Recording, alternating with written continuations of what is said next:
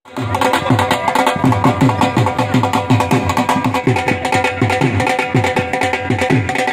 जो मोदी जी को वोट देने के लिए तैयार है वो दोनों मुठ्ठियां बंद करके भुजाएं ऊपर करके नारा मेरे साथ लगाएंगे, बोले भारत माता की। इसके हाथ जेब में रह गए तो घर वाले पूछेंगे कहाँ रह गए मेरे भाई। भारत माता की।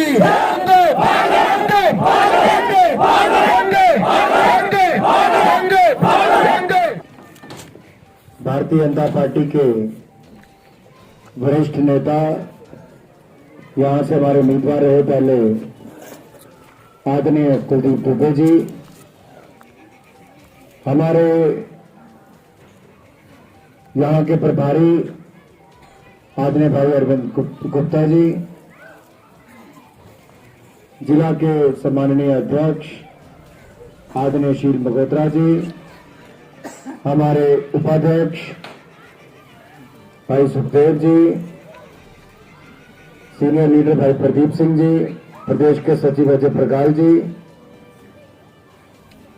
माइग्रेंट लीडर भाई चमेल सिंह जी, सरपंच रफीक जी, युवा लीडर माइग्रेंट के श्री देसराज शर्मा जी, एक्स सरपंच जोगिंदर जी, और जिनके चुनाव प्रचार के लिए मैं आज सुबह दिल्ली से चलकर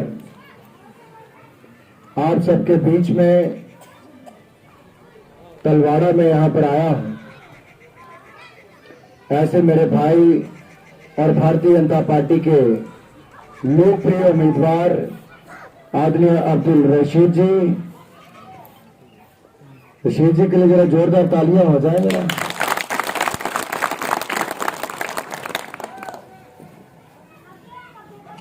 उपस्थित पार्टी के सभी वरिष्ठ नेतागण, युवा मोर्चा के मेरे सभी जुझारू साथियों, अध्यक्ष जी, महामंत्री जी, उपस्थित भाई और बहनों और मीडिया से आए हुए मेरे प्रिय मित्रों, जम्मू कश्मीर की जनता ने वर्षों से अनुच्छेद 370 और 35A को समाप्त करने की मांग की। मेरी पार्टी के सबसे वरिष्ठ नेता, भारतीय जनसंघ के प्रथम अध्यक्ष, जिन्होंने नेहरू जी की कैबिनेट से इस्तीफा देकर कलकत्ता से चलकर कश्मीर तक आकर जम्मू कश्मीर के हितों के लिए लड़ाई की। एक देश में दो निशान, दो विधान, दो संविधान नहीं हो सकते, दो प्रधान नहीं हो सकते, ये नारा देने वाले, लड़ाई लड़कर अपना जीवन त्यागने वाले डॉक्टर श्यामा प्रसाद मुखर्जी से लेकर आज तक हमने संघर्ष किया था। लोग कहते थे कभी नहीं हटेगा 370-35 से। हमारी 3 से 4 पीढ़ियों ने लगातार जम्मू कश्मीर के संघर्ष किया। जब आपने नरेंद्र मोदी जी की सरकार बनाई तो मोदी जी ने पिछले साल 370-35 को सदा सदा के लिए समाप्त कर दिया है, जम्मू कश्मीर को छुट्टी दे दी। मेरे भाई कह रहे थे कि गुपकार गैंग के फारूक अब्दुल्ला जी, उमर अब्दुल्ला जी, महबूबा जी, राहुल गांधी जी वगैरह कहते हैं कि 370-35 को वापस लाएंगे। इनकी अपनी ताकत तो खत्म हो चुकी है। अब पाकिस्तान और चीन से सहयोग लेने की बात करते हैं। लेकिन सुन लो गुपकार गैंग के लोगों, पाकिस्तान को हमने 65 में भी हराया था, 71 में भी हराया था, कारगिल में भी धूल चटाई थी, और जब पुलवामा अटैक हुआ उसके बाद भी सर्जिकल स्ट्राइक करके कमर तोड़ी थी। अब की बार जरूरत पड़ी तो मिट्टी में मिलाने का काम भी हम कर सकते हैं मेरे भाई और बहनों। भारत माता की जय। आप किसको धमकी देते हो? चुनाव चल रहा है। चुनाव शुरू होने से पहले ये अब्दुल्ला परिवार और मुफ्ती परिवार के लोग कहते हम चुनावों में भाग नहीं लेंगे। लेकिन जब जनता ने कहा कि हम भाग लेंगे, इनके कार्यकर्ताओं और नेताओं ने कहा हम भाग लेंगे, तो मजबूरी में इनको भाग लेना पड़ा। अकेले लड़ते तो हारते, जिन्होंने जम्मू कश्मीर को 70 सालों तक लूटा, वो सारे ठग इकट्ठे हुए। किसी ने रोशनी एक्ट में लूटा, किसी ने दूसरे में लूटा और गुपकार गैंग बनाया, अपने उम्मीदवार उतारे। इनको लगता था कि 2% 5% वोटिंग होगी, ये लोग जनता को डराएंगे, लोग घरों से नहीं निकलेंगे। इन्होंने कहा बाहर निकलोगे तो पत्थर चल सकते हैं, गोली चल सकती है, और हुआ भी। इनके कहने के बाद दूसरे दिन बंटोन प्लाजा पर 4 आतंकवादी मारे गए और सुरंग भी पकड़ी गई पाकिस्तान की। लेकिन जम्मू कश्मीर की जनता डरी नहीं। जम्मू कश्मीर की जनता ने मन बना लिया था कि हम लोकतंत्र को, डेमोक्रेसी को मजबूत करेंगे। आपने रिकॉर्ड मतदान किया, इसके लिए मैं आपको बहुत बहुत बधाई और आपका बहुत बहुत धन्यवाद करना चाहता हूं। ये गुपकार गैंग के लोगों के मुंह पे तमाचा है। क्यों है? ये जो नौजवान नेता बनना चाहते हैं, कोई पंच बनेगा, कोई सरपंच बनेगा, कोई बीडीसी का मेंबर बनेगा, ये मौका नहीं मिलता था, मोदी जी ने दिया। और डीडीसी के चुनाव नहीं होते थे जिला परिषद के जम्मू कश्मीर में, 70 साल तक नहीं हुए। लेकिन मोदी जी ने रिकॉर्ड समय के अंदर ये भी करवाने का काम किया। और मेरा भाई अब्दुल रशीद यहां से लोकप्रिय उम्मीदवार है। आप 7 तारीख को कमल के फूल पर इतना मोहर लगाना कि जिस दिन रिजल्ट आए उस दिन कमल कमल कमल और केवल कमल ही खिलता नजर आए, कमल ही खिलता नजर आए। कारण क्या है? क्यों कमल को वोट देना है? क्यों भाई अब्दुल रशीद को जिताना है? क्योंकि भाई और बहनों, ये गुपकार गैंग के लोगों ने, ये 2-3 परिवारों ने इस प्रदेश को लूटा है। मैं यहां पर जितनी जनता बैठी आप सबसे पूछता हूं, आपसे पूछूंगा, क्या आपके बच्चों को अच्छी शिक्षा के लिए आप बड़े स्कूल यहां पर बनवाए? हाँ या ना में जवाब देना आपको। क्या आपके लिए इन्होंने स्कूल बनवाए गुपकार गैंग ने? क्या आपके बच्चों के लिए बड़े कॉलेज बनवाए? क्या आपके यहाँ पर इंजीनियरिंग कॉलेज, मेडिकल कॉलेज इन्होंने बनवाए? क्यों नहीं? 70 साल हो गए, क्यों नहीं बनवाए? क्या इनके अलगाववादी नेताओं के, हुर्रियत नेताओं के और गुपकार गैंग के नेताओं के बच्चे, क्या जहां आपके बच्चे पढ़ने जाते हैं, क्या वहां इनके बच्चे पढ़ने जाते हैं? नहीं। इनके बच्चे या श्रीनगर के आलीशान स्कूल में जाएंगे, या दिल्ली के, या दुनिया के अलग अलग देशों में कॉलेज और स्कूलों में पढ़ने जाते हैं। लेकिन आपके बच्चों को कहा जाता है या पत्थर उठा लो या बंदूक उठा लो, इसके आगे आपके लिए कुछ नहीं दिखाया जाता है। मजबूर किया गया लोगों को पत्थर उठाने के लिए, जिहाद करने के लिए, अलगाववाद की सोच के साथ चलने के लिए, बंदूक उठाने के लिए। अपने बच्चों को अच्छी शिक्षा दी, तालीम दी, अपने बच्चों को अच्छा करियर दिया, अच्छा भविष्य दिया। अपने लिए श्रीनगर में मकान, जम्मू में आलीशान मकान, दिल्ली में आलीशान मकान और दुनिया के अलग देशों में मकान। लेकिन आपके 2 कमरों का घर भी नहीं दे पाए। क्या दिया 70 सालों में आपको इन्होंने? इसलिए मैं आपसे निवेदन करने आया हूं, ये जो आपको कहते थे रोशनी एक्ट के अंतर्गत आपके यहां पर पनबिजली परियोजना लगाएंगी, आपके परिवारों को नौकरी देंगे, आपको 24 घंटे बिजली देंगे, सस्ती और मुफ्त बिजली देंगे। क्या मिला सबको? नहीं। आपको कुछ नहीं मिला। इन्होंने कहा था जिस जमीन पर बैठे हो कब्जा उसका आपको ही मिल जाएगा, थोड़ा सा पैसा जमा कराना पड़ेगा। क्योंकि फारूक साहब ने उससे पहले जमीन पर कब्जा कर लिया था। जिसका परिवार 3 पीढ़ियां मुख्यमंत्री जम्मू कश्मीर में रहा, वो परिवार जम्मू में अपना घर बनाता है, कई कनाल जमीन पर करोड़ों अरबों रुपए का घर बनाता है, और वो भी जंगलात की कब्जे वाली जमीन पर बनाता है। अपनी पार्टी का हेडक्वार्टर जम्मू श्रीनगर में बनाता है, जंगलात की जमीन पर रोशनी एक्ट का फायदा लेकर बनाता है। उसका भाई कमल मुस्तफा वो अपना घर बनाता है तो ऐसी ही जमीन पर बनाता है। उसकी बहन मिसेस मट्टू बनाती है तो वो भी ऐसी जमीन पर बनाती है। मुफ्ती साहब की पार्टी, महबूबा मुफ्ती जी की पार्टी, वो अपनी पार्टी का दफ्तर बनाती है तो भी रोशनी एक्ट के अंतर्गत सरकारी जमीन को लेकर बनाती है। इनके मंत्री, इनके सांसद, इनके अधिकारी पर देश की 3.5 लाख कनाल जमीन लूट कर ले गए। क्या आप में से किसी ने 3.5 कनाल जमीन भी कब्जा की है? नहीं। आपको 3.5 कनाल क्या 3.5 मरले नहीं मिली? ये 3.5 लाख कनाल जमीन लूट कर ले गए। क्या इनसे जमीन खाली करानी चाहिए जम्मू कश्मीर की कि नहीं? ये आप भी चाहते हैं, ये जम्मू कश्मीर का हाई कोर्ट भी चाहता है।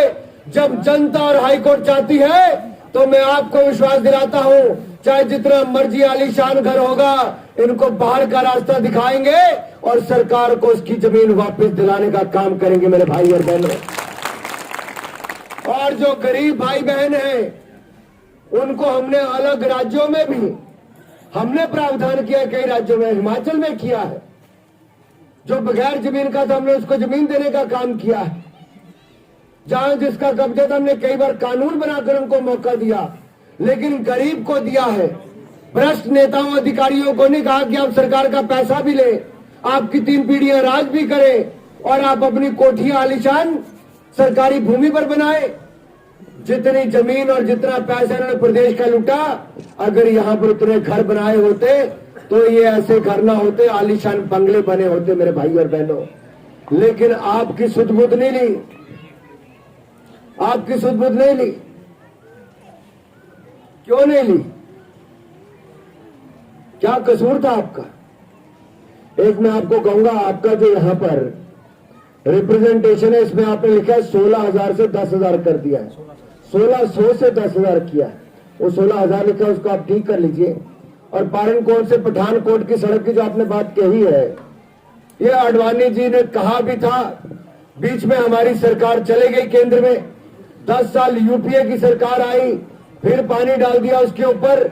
लेकिन जो हमारी पार्टी ने कहा वो हम करते ही हैं, जो कहते हैं वो करके दिखाते हैं। और मैं एक बात का विश्वास आपको दिला रहा हूं, अगर हमने पिछले 5 वर्षों में 10 करोड़ गरीबों को शौचालय बनाकर दिया, 2 करोड़ गरीबों को पक्के मकान बनाकर दिए और 7 करोड़ बहनों को रसोई गैस के सिलेंडर मुफ्त में दिए, 40 करोड़ लोगों के बैंक खाते खुलवा कर दिए, हमने 22 करोड़ लोगों को 2-2 लाख रुपए का बीमा करा कर दिया। और जम्मू कश्मीर तो दुनिया का पहला ऐसा राज्य है जहां सरकार, देश है दुनिया का पहला ऐसा राज्य है जहां पर हर परिवार को 5-5 लाख रुपए का इलाज बिल्कुल मुफ्त में देने का काम नरेंद्र मोदी की सरकार ने कर दिया है मेरे भाई और बहनों। मेरे किसान भाई और बहनों, जमीन आपकी चले गई होगी, आतंकवाद की मार आपको सहनी पड़ी होगी, लेकिन जो भी यहां पर आपको मिला, अगर आप किसान हैं तो मोदी जी ने किसानों के खाते में हर साल 6-6 हजार रुपए डालने का काम पिछले साल शुरू किया और देश के 10 करोड़ किसानों के खाते में हम 6-6 हजार रुपए साल का डालते हैं। यह भी पहली बार किसी सरकार ने किया, तो नरेंद्र मोदी जी की सरकार ने 70 सालों में पहली बार किया। कोरोना महामारी के कारण किसने दी? चीन ने दी। किसको दी? पूरी दुनिया को दी और भारत को भी दी। और फारूक अब्दुल्ला जी कहते चीन के साथ हाथ मिलाएंगे। जिसने आपको महामारी दी, पाकिस्तान जिसने आपको आतंकवाद दिया, महबूबा मुफ्ती कहते इनसे बात करो, चुनाव मत करवाओ। मैं आपसे पूछता हूं कि चुनाव बंद करा दे, ना करवाए? क्या करें? चुनाव बंद करवा दे? क्या पाकिस्तान से बात करके कोई लाभ होगा?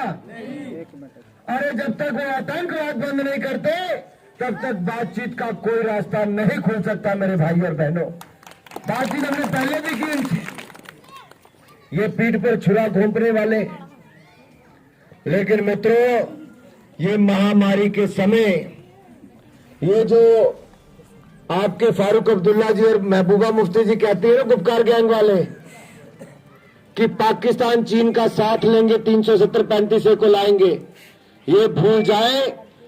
370-35 से सदा सदा के लिए दफना दिया गया है, कभी वापस नहीं आ सकता है। जा गया, कभी वापस नहीं आ सकता है। और इसके जाने से लाभ क्या हुआ?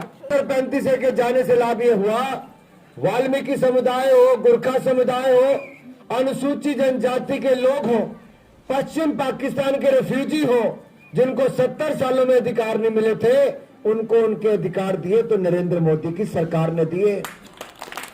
जो बहनें हमारी यहां से शादी प्रदेश से बाहर करती थी, उनके अधिकार चले जाते थे, अब उनको उनके अधिकार भी दिए तो मोदी सरकार ने दिए। ट्रिपल तलाक से निजात हमने दिलाई। सिटीजनशिप अमेंडमेंट एक्ट हमने लाकर नागरिकता उन लोगों को दी जो धर्म के नाम पर दूसरे देशों में सताए जाते थे, उनको नागरिकता देने का काम हमने यहां पर किया है। राम मंदिर बनाने का काम सुप्रीम कोर्ट ने निर्णय किया, लेकिन हिंदू, सिख, बौद्ध, जैन, ईसाई, पारसी सबने स्वागत किया कि जहां भगवान राम का जन्म हुआ वहां भव्य राम मंदिर बनकर तैयार हो। वो काम भी शुरू कर दिया गया मेरे भाई और बहनों, ये भी भारत में हुआ। यही नहीं, फारूक अब्दुल्ला जी और महबूबा जी ने कहा कि मोदी मुसलमानों के लिए कुछ नहीं करता है। मेरे जितने मुसलमान भाई यहां पर बैठे हैं, मेरे जितने सिख भाई यहां पर बैठे हैं, मेरे जितने और ईसाई भाई यहां पे अगर कोई होंगे तो वो, मैं आपसे पूछना चाहता हूं, 70 साल का खाता निकालो। अगर कांग्रेसियों ने 55 साल राज किया तो सारी बहनों के पास रसोई गैस का सिलेंडर तो इंदिरा गांधी के समय मिल जाना चाहिए था। मिल गया था क्या? आपके बैंक खाते इंदिरा गांधी के समय खुलने चाहिए थे। बैंकों का राष्ट्रीयकरण हुआ था क्या? खुल गया था क्या? अरे आपके गांव गांव में सड़कें बन जानी चाहिए थी, इंदिरा के समय बन गई क्या? नहीं बनी। वाजपेयी जी ने प्रधानमंत्री ग्रामीण सड़क योजना चलाई तो गांव गांव सड़कें आई। मोदी सत्ता में आए तो 40 करोड़ बैंक खाते खोले। हम आए तो हमने गैस के सिलेंडर दिए, गांव गांव में बिजली पहुंचाई, एलईडी के बल्ब भी आकर गांव गांव में दिए।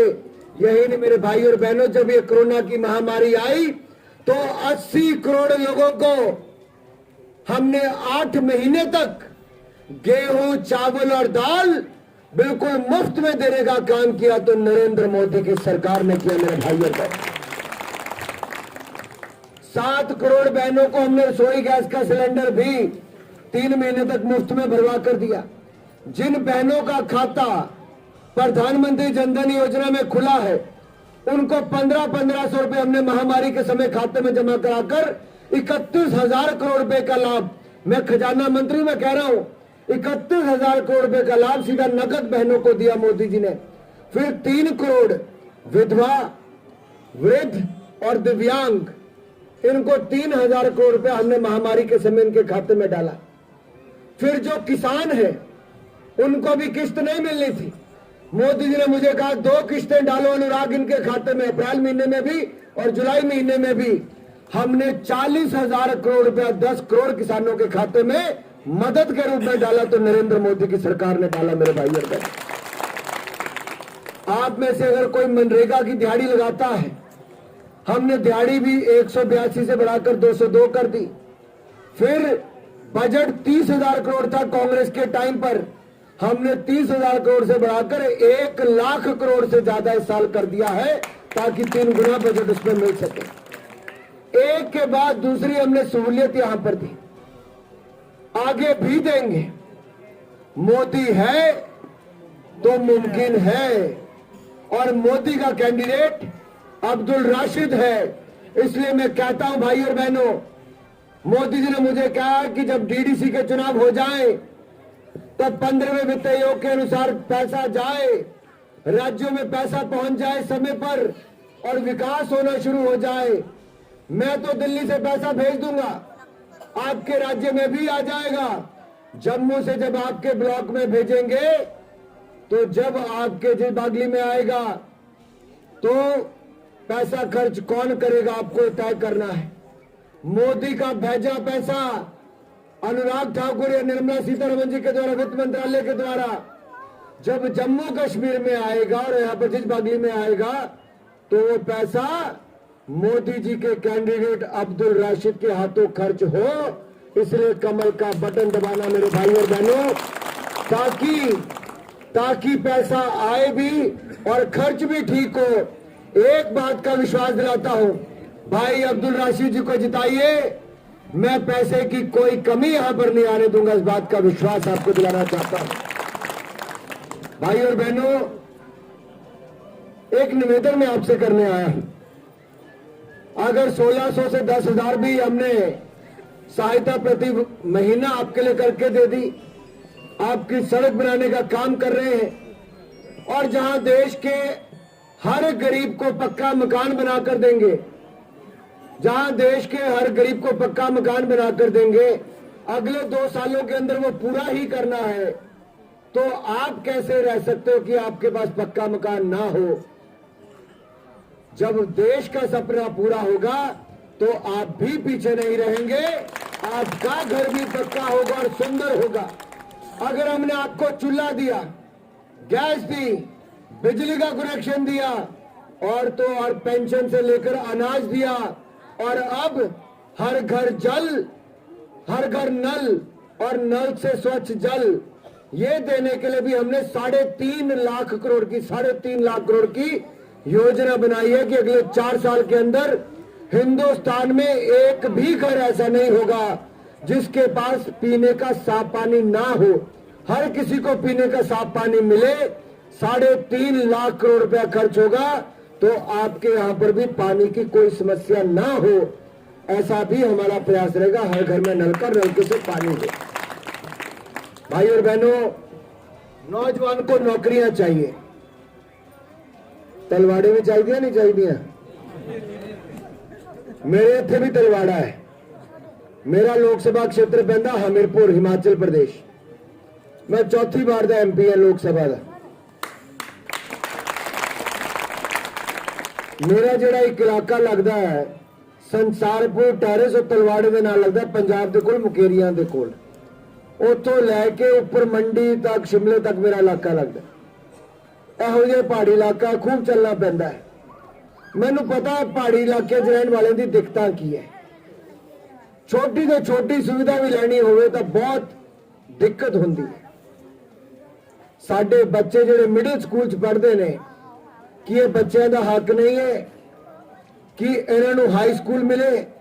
ਜੇ ਤੁਹਾਨੂੰ ਲੱਗਦਾ ਹਾਈ ਸਕੂਲ ਮਿਲੇ तो भाई अब्दुल रशीद जी जिताओ ताकि हाई स्कूल भी अच्छे करा के दे। हाई स्कूल है आपके? मिडिल है ना? हाई होना चाहिए कि नहीं होना चाहिए? मैं क्या ऐसा तो नहीं मैं अपने मन से बोलता चला जा रहा हूं। कई बार होता नेता की देने की इच्छा करती पर जनता चाहती नहीं है। मैं क्या पूछ लूं, चाहते भी है कि नहीं चाहते? क्योंकि मोदी जी ने कहा बेटी बचाओ बेटी पढ़ाओ, और बेटियों को पढ़ने के लिए हम ऐसा नहीं कह सकते 20 किलोमीटर दूर जाओ, उनके यहां पर स्कूल। आज ऐसा काम बेटियों ने किया है। आज मैं टाइम्स मैगजीन पर एक दुनिया की बहुत बड़ी पत्रिका है, मैं उस पर देख रहा था 15 साल की बच्ची ने फोन पर एक ऐसी एप्लीकेशन बनाई है कि पानी में लेड कितना है उसकी जांच आप उससे कर सकते हो, आपको लेबोरेटरी में जाने की जरूरत नहीं पड़ती। उसने कमाल किया है और दुनिया ने उसका इंटरव्यू किया है, हमारी बेटियों ने क्या क्या नहीं किया। मेरी तलवाड़ा की बच्चियां भी आगे बढ़े, नौजवान भाई आगे बढ़े, शिक्षा की पर्याप्त सुविधाएं यहां पर देंगे, इस बात का विश्वास भी आपको दिलाकर जा रहा हूं मेरे भाई और बहनों। मैं नौकरी की बात कर रहा था, हमने 70,000 नौकरियां सरकारी क्षेत्र में देने की बात कही है। 18,000 नौकरियों की प्रक्रिया शुरू हो गई, कईयों के टेस्ट होने शुरू हो गए। 25,000 अगली नौकरियां आने की तैयारी शुरू हो जाएगी इसके बाद, और कुल मिलाकर जितनी भी नौकरियां मिलेगी केवल जम्मू कश्मीर के लोगों को ही मिलेगी। ये 70,000 नौकरियां अब आपकी राह देख रही हैं। इसके लिए भी आपको बहुत बहुत बधाई और मोदी जी का बहुत बहुत जिक्र करें। मुझे लग रहा ठंड भी बढ़ गई, शॉलें सबकी ऊपर चढ़नी शुरू हो गई। तो ज्यादा लंबा समय नहीं लूंगा, केवल आपसे एक वायदा लेकर जाने वाला हूं ताकि मोदी जी को कहूं कि तलवाड़ा के लोगों ने जिस बगली में है अब्दुल रशीद जी को जिताने के सोच लिया कि 7 तारीख को कमल के फूल पर ही मोहर लगाएंगे। तो कैसे पता चलेगा? आओ अब्दुल जी पता कर ले।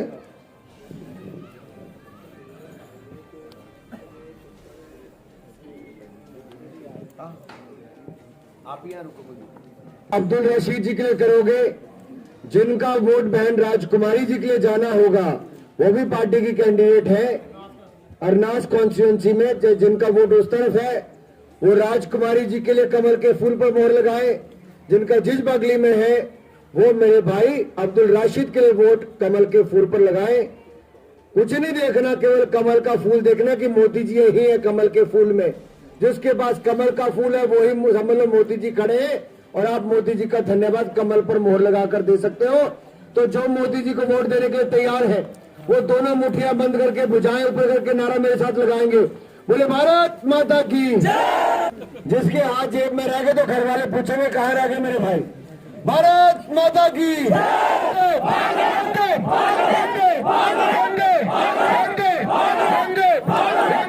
शाना बिशाना आपके साथ रहूंगा, और भारतीय जनता पार्टी की जितने भी मंच पे लोग बैठे हैं ये सब मेरे साथ है, और ये मेरे इन्हीं का बदौलत में यहाँ पे पहुँचा हूँ। शुक्रिया, खुदा हाफिज। आज की सरजमीन तलवाड़ा के मकाम पे हम जनाब ठाकुर साहब का दिल की अमीर गहराइयों के साथ शुक्रिया अदा करते हैं। वो आज बहुत कम समय के अंदर दिल्ली से आकर के पनासा से हो करके हमारे तलवाड़ा की सरजमीन पे पहुंचे हैं। मैं आपको कांग्रेस, पीडीपी और तीसरी क्या है वो एनसी के बारे में बताना चाहूंगा। एक पंजाबी शायर की एक छोटी सी पोइट्री है, वो किसने लिखी है मुझे पता नहीं है, लेकिन जेड़ी बगई ना उथे नहाना है 3 बावन, जेड़ी बगई ना उथे नहाना है 3 बावन, 2 डूब गए 1 लबे ना, जेड़ा लबे ना उसने खरीदिया 3 गाइयां, 2 फंडरा 1 सुए ही ना, 2 फंडरा, ये एमसी कांग्रेस और पीडीपी है, 2 फंडरा 1 सुए ही ना, जेड़ी सुए ही ना उसने दीते 3 बछड़े, जेड़ी सुए ही ना उन्हें दीते 3 बछड़े, 2 लंगड़े 1 उठे ही ना, जेड़ा उठे ही ना ओदी कीमत पई 3 रुपये, जेड़ा उठे ही ना ओदी कीमत पई 3 रुपये, 2 खोटे ते 1 चले ही ना, जेड़ा चले ही ना ओनू देखना है 3 सुनियारे, चेक करना है, जेड़ा चले ही ना ओनू देखना है 3 सुनियारे, 2 अन्ने ते 1 नु दिशे ही। ये कहानी है कांग्रेस, एमसी और पीडीपी की। तो मेरे साथियों, मेरी आपसे अपील है, आपने हमें भरपूर साथ दिया। किसमें? बीडीसी चेयरमैन सर, हमने बीजेपी का कैंडिडेट रफीक साहब की मिसेज को बनाया, रफीक साहब की मिसेज को भारतीय जनता पार्टी के मैंडेट हमने बुलाया, और उसमें सबसे बड़ा योगदान हमारे माइग्रेट लोगों का है। इन्होंने एक तरफा वोट दिया। ये सारे 57 ब्लॉक और कंस्टिट्यूंसी के लोग, इसमें 90% लोग मेरी कंस्टिट्यूंसी। और अब जो हमारा पार्लियामेंट का इलेक्शन हुआ उसमें भी इन्होंने 100% वन साइड वोट दिया, और जब मैं असेंबली में हारा तब भी इन्होंने हमें वोट दिया। अब की बार फिर से मोदी सरकार, नरेंद्र मोदी जिंदाबाद, भारतीय जनता पार्टी जिंदाबाद, नरेंद्र मोदी जिंदाबाद, भारतीय जनता पार्टी जिंदाबाद। और मोहर कितने लानी है? फुल उत्ते लानी है। हमारे माइग्रेंट भाई बहने बच्चे यहाँ पे आए हैं। मेरे से पहले जो वक्ता बोले उन्होंने कहा कि जो कश्मीरी माइग्रेंटों को, इसमें कोई दो राय नहीं है कि हमारी सरकार जब देश के अंदर आई, हमारे यहाँ से डॉक्टर जितेंद्र सिंह जी जीत के गए। आपका एक ही नारा था कि हमें कश्मीरी माइग्रेंटों के जैसे उनको रिलीफ मिलती है वैसे हमें मिले। इस जो कॉलोनी थी ये तलवाड़ा के अंदर, इसमें बसाया जाए उनको। तो ये काम भी जो भारतीय जनता पार्टी के लोगों ने किया था, मगर ये खजाना इनके लिए खोले, और जो भी हमारा जो डीडीसी का यहाँ से जो प्रत्याशी है, मैं चाहूंगा कि इनको बड़ी मतों से जिताएं। जैसे मेरे पहले हमारे सरदार प्रदीप सिंह जी ने कहा कि बीडीसी का चुनाव जो हमारी यहाँ से जो हम जिज बगली में जीते, और आज जिज बगली के अंदर हमने जब भी प्रदेश के जो नेता हैं, जो देश के हमारे जो वित्त मंत्री यहाँ पे आए हैं, और जब भी पूछते थे कि जिज बगली का क्या होगा, तो हम उनको श्योर कर रहे हैं कि ये सीट भारतीय जनता पार्टी की जीतेगी, 100% जीतेगी, और आप लोगों के वोटों से जीतेगी। इन्हीं के साथ साथ जो आप यहाँ पे भारी तादाद में जो लोग आए हैं, जो मेरे माइग्रेंट भाई हैं, ये लोग बेचारे पूरा, मैं चाहूंगा कि जो आप जिनको सुनने के लिए आए हैं उन्हें सुने और वो हमारा मार्गदर्शन करेंगे। उससे पहले मैं कुलदीप द्विवेदी को कहूंगा कि 2 मिनट के लिए आप भी अपना मार्गदर्शन करें। कुलदीप। सेंटर के मिनिस्टर ठाकुर साहब, इस डिस्ट्रिक्ट के प्रधान शील मगोत्रा जी, जम्मू कश्मीर के सेक्रेटरी और रियासी के प्रभारी गुप्ता साहब, हमारे सुखदेव सिंह जी वाइस प्रेसिडेंट, हमारे जोगिंदर सिंह जी जो बहुत पुराने लीडर हैं यहाँ के और सरपंच भी रहे हैं, माइग्रेंट की तरफ से इन सब रियासी के जो निवासी जहाँ बैठे हैं उनकी तरफ से तहे दिल से ठाकुर साहब का शुक्रिया अदा करता हूं कि जिन्होंने अपना कीमती वक्त तोड़कर और यहाँ पर आए हैं आज कैंपेन के लिए भी। और खासकर ये जिसके पास कहते हैं पैसा हो, दुनिया उधर ही भागती है। तो माइग्रेंट आप लोग रहे यहाँ, आपने क्या क्या मुसीबतें देखी, मैं खुद जानता हूं कि जब आप वहां से भागे थे क्या हालत हुई थी, और उसके बाद यहाँ क्या कितने कितने आपके ऊपर जुल्म हुए, कौन कौन आपको नचाता रहा, मगर कोई भी सरकार आपका कुछ नहीं कर सकी। मगर आपका हक आपको दिलाया डॉक्टर जितेंद्र सिंह जी ने, आपकी फाइल कश्मीरी माइग्रेंट के साथ लगवाई। आपका जो भी फैसला होगा, जो माइग्रेंट्सों का फैसला होगा, वो आपका फैसला होगा।